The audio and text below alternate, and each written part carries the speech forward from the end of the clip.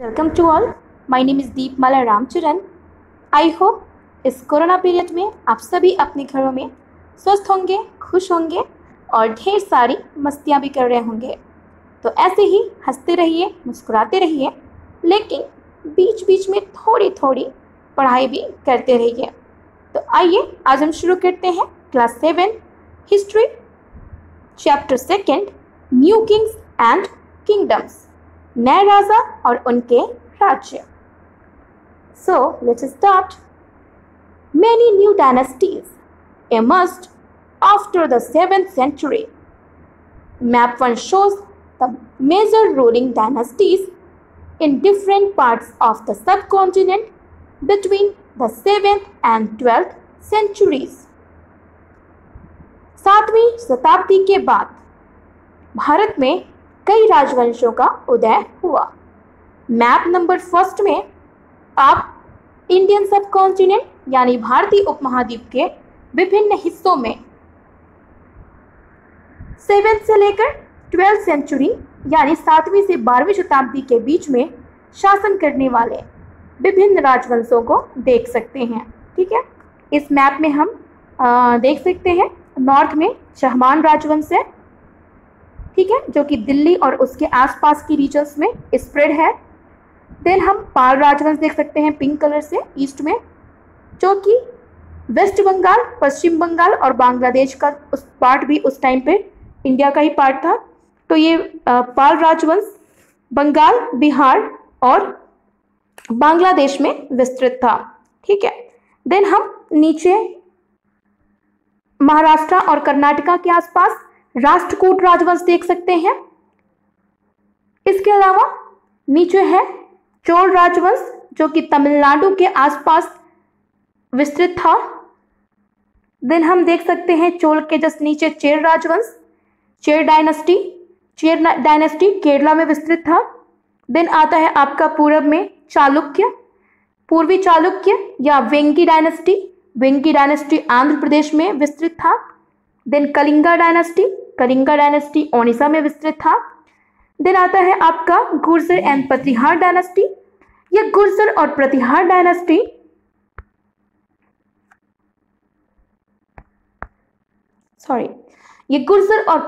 Dynasty Kannauj Uttar Pradesh में कन्नौज के आसपास विस्तृत था। तो इस तरह से इसके अलावा जो है पांड्यन भी जो है तमिलनाडु, दक्षिणी तमिलनाडु के आसपास जो है विस्तृत था।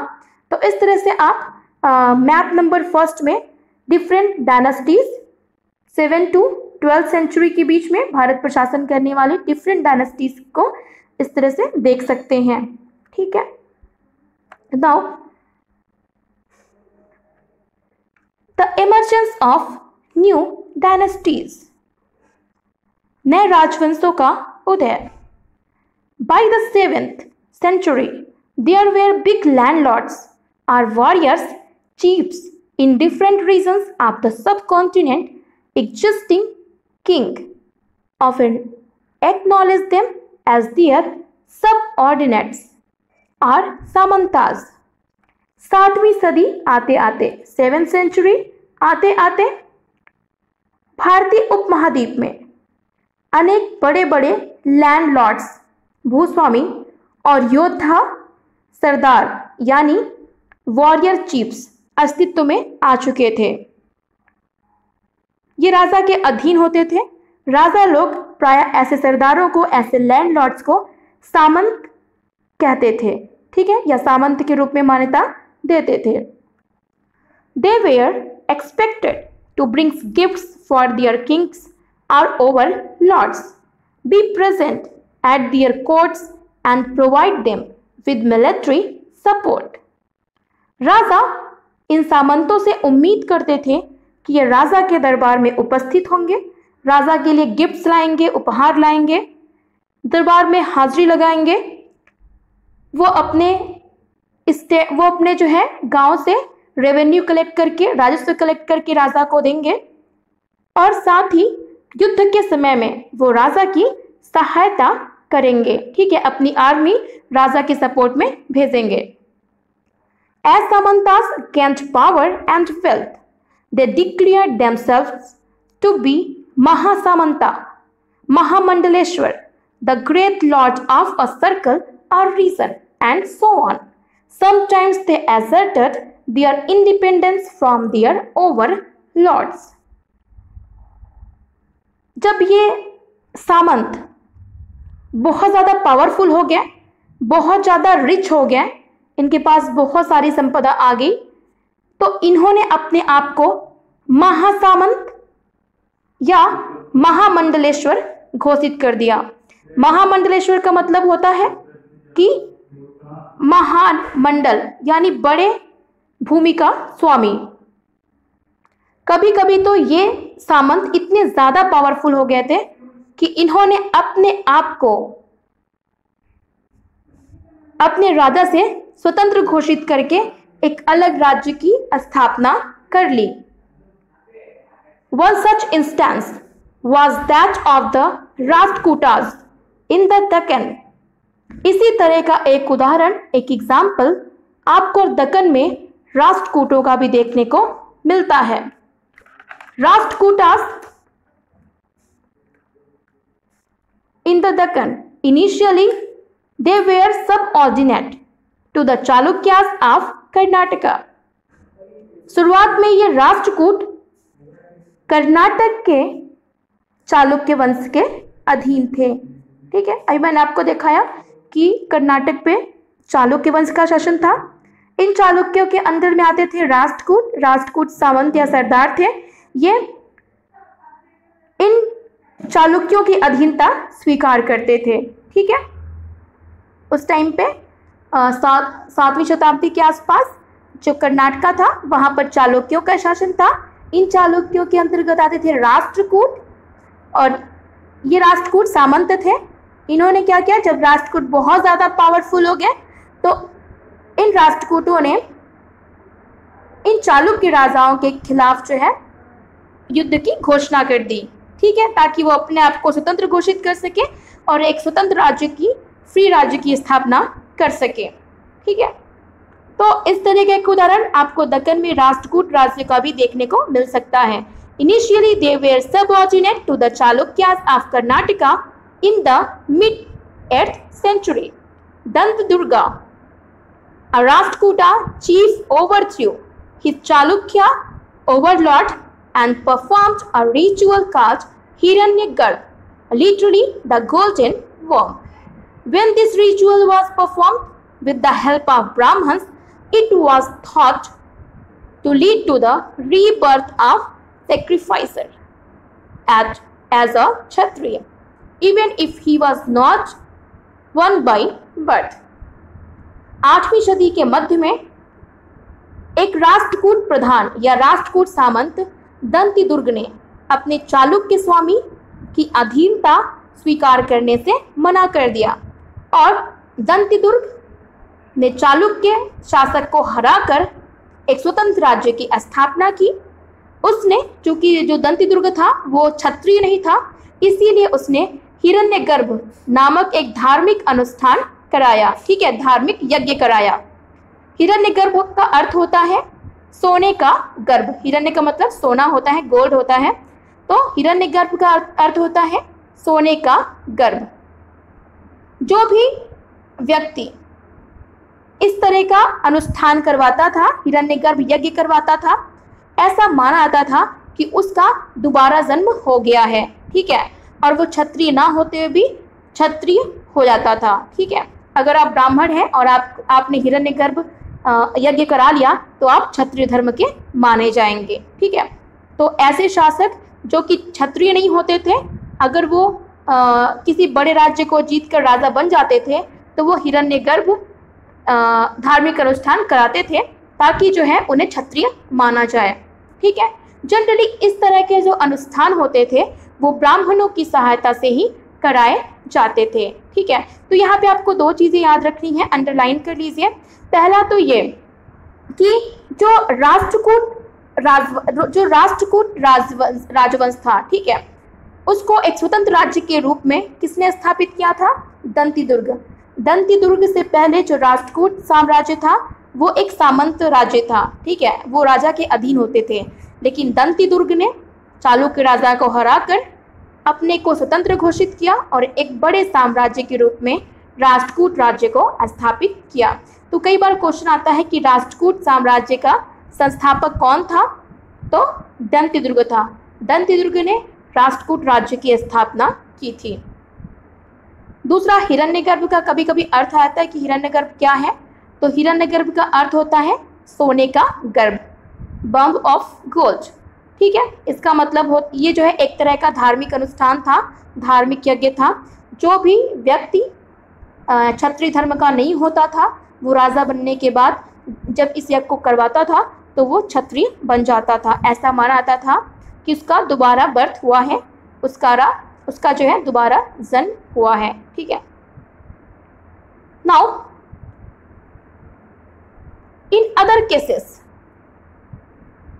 men from enterprising families used their military skills to carve out kingdoms. For instance, the Kadamb Mayur Sharman, the Gurjar Pratihar Harichandra were Brahmins who gave up their traditional professions and took to arms, successfully establishing kingdoms in Karnataka and Rajasthan respectively. इसी तरह के कुछ अन्य उदाहरण उद्यमी परिवार के पुरुषों ने भी राजशाही कायम करने के लिए और सैन्य कौशल का इस्तेमाल करने के लिए किया। उदाहरण के तौर पर कदम राज्य का संस्थापक मयूर शर्मन और गुर्जर प्रतिहार के शासक हरिचंद्र, ये दोनों ही ब्राह्मण थे। गुर्जर प्रतिहार शासक हरिचंद्र और कदम्ब शासक मयूर शर्मन, ये दोनों ही क्या थे, ये दोनों ही ब्राह्मण थे। इन्होंने ब्राह्मण पेशे को छोड़कर, ठीक है, अपना ब्राह्मण का व्यवसाय छोड़कर शस्त्र धारण किया और कदम्ब मयूर शर्मन ने कर्नाटका में तथा गुर्जर प्रतिहार ने राजस्थान में सफलतापूर्वक एक स्वतंत्र राज्य की स्थापना की। एडमिनिस्ट्रेशन इन किंगडम्स, राज्यों में प्रशासन। Many of new kings adopted high-sounding titles such as Maharajadhiraj, Great King, Overlord of Kings, Tribhuvan Chakravartin, Lords of the Three Worlds, and so on. इसके अलावा कई नई राजाओं ने महाराजाधिराज मतलब राजाओं के राजा, त्रिभुवन चक्रवर्ती मतलब तीनों लोकों के स्वामी आदि जैसी भारी भरकम उपाधियां, टाइटल्स धारण की। However, in spite of such claims, they often shared power with their samantas as well as with association of peasants, traders and brahmins. लेकिन इस तरह के दावों के बावजूद वे अपने सामंतों, साथ ही साथ किसान, व्यापारी और ब्राह्मणों के संगठन के साथ अपनी सत्ता की साझेदारी करते थे, ठीक है। मतलब राजा जो है महाराजाधिराज यानी राजाओं के राजा, त्रिभुवन चक्रवर्ती जैसी उपाधियां धारण तो करते थे, लेकिन इसके बावजूद उन्हें अपनी पावर बड़े बड़े ब्राह्मणों, बड़े बड़े व्यापारियों के साथ शेयर करनी पड़ती थी। क्यों? क्योंकि उस साम्राज्य के लोग राजा के साथ साथ ब्राह्मणों और बड़े व्यापारियों में भी आस्था रखते थे। Now 400 taxes, 400 in each of these states resources were obtained from the producers, that is peasants, cattle keepers, artisans, who were often persuaded or compelled to surrender part of what they produced. Sometimes these were claimed as rent due to a lord who asserted that he owned the land. Revenue was also collected from traders. इसके अलावा इन सभी राज्यों में, ठीक है, जितने भी राज्य थे उनमें उत्पादकों यानी किसानों, प्रोड्यूसर्स यानी किसान हो गए, पशुपालक, कारीगर, इन सभी से जो है संसाधन यानी टैक्स जो है रेवेन्यू कलेक्ट किए जाते थे। इन सभी को, किसानों को, पशुपालकों को, कारीगरों को अपने कुल प्रोडक्शन का एक हिस्सा, एक पार्ट राजाओं को देना पड़ता था। ठीक है, जनरली जो फसलों के लिए एंशियंट टाइम में 1/6 फसलों के कुल प्रोडक्शन का 1/6 जो बाद में बढ़ता रहा 1/3 यानी 33%, फिर कभी कभी ये हाफ भी कर दिया गया 50% जो है। ठीक है, तो इन उत्पादकों को, चाहे वो किसान हो, पशुपालक हो, आर्टिजन्स यानी कारीगर हो, सभी को अपने कुल प्रोडक्शन का, उत्पादन का एक हिस्सा, एक शेयर राजाओं को देना पड़ता था। कभी कभी इस हिस्से को रेंट यानी लगान मानकर वसूल किया जाता था, क्योंकि जो राजा होता था वो दावा करता था कि उस राज्य की सारी भूमि जिस पे सभी रह रहे हैं वो राजा की है और इसके बदले में जनता उसको कर देने के लिए बाध्य है। इसके अलावा जो व्यापारी थे, ट्रेडर्स थे, उनसे भी रेवेन्यू कलेक्ट किया जाता था। ठीक है, राजस्व लिया जाता था। नाउ 400 टैक्सेस, 400 कर। The inscriptions of the Cholas who ruled in Tamil Nadu refer to more than 400 terms for different kinds of taxes. Tamil Nadu में शासन करने वाले चोल वंश के शासकों के डिफरेंट इंस्क्रिप्शंस यानी अभिलेखों से 400 प्रकार के करों का उल्लेख मिलता है। ठीक है, तमिलनाडु में चोल राजवंश के जो इंस्क्रिप्शंस है, अभिलेख हैं, उनमें 400 प्रकार के करों का उल्लेख किया गया है। सबसे जो महत्वपूर्ण है उनमें है, ठीक है, the most frequent mention tax is vetti taken not in cash but in form of force labour and kadamai land revenue. There are also taxes on taxing the house, the use of a ladder to climb palm trees, assess on succession to family property etc. Tamil Nadu में जो 400 तरह के तमिलनाडु में चोल राजवंशों के अभिलेखों में जो इन 400 तरह के करों का उल्लेख है, टैक्सेस का उल्लेख है, उनमें 2 कर ज़्यादा इंपॉर्टेंट थे, उसको अंडरलाइन कर लीजिएगा। पहला है वेट्टी। वेट्टी क्या था? ये फोर्स लेबर था।